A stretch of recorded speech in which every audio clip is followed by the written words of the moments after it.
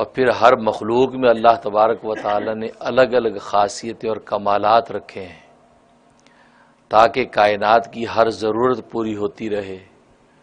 جمادات کے اندر ہر جماد کی الگ خاصیت رکھی ہے، پتھر میں الگ خاصیت ہے، مٹی میں الگ خاصیت ہے، ریت میں الگ خاصیت ہے، چکنی مٹی میں الگ خاصیت ہے۔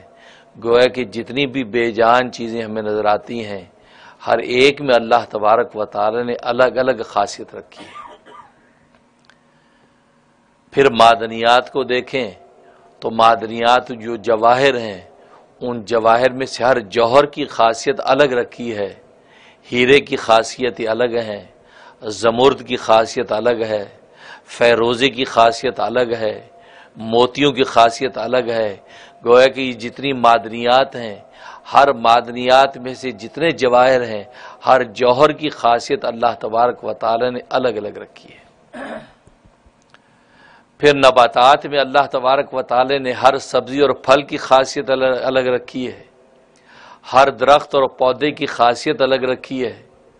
گندم کی اپنی خاصیت ہے، چنے کی اپنی خاصیت ہے، چاول کی اپنی خاصیت ہے، جو کی اپنی خاصیت ہے۔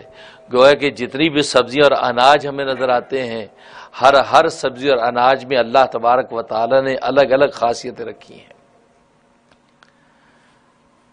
پھر حیوانات میں اللہ تبارک و تعالی نے مختلف خاصیتیں رکھی ہیں۔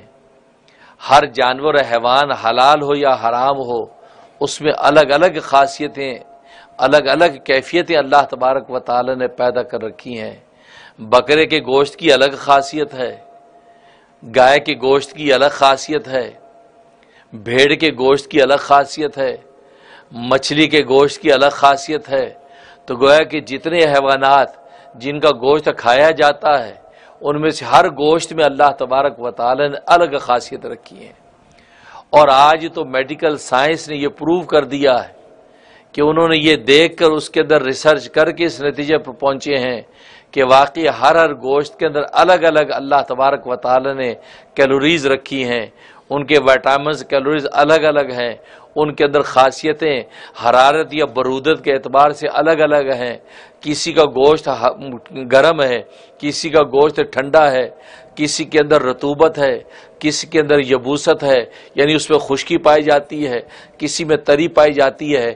تو گویا کہ ہر جانور کے گوشت کی خاصیت اللہ تبارک و تعالی نے جدا جدا رکھی ہے۔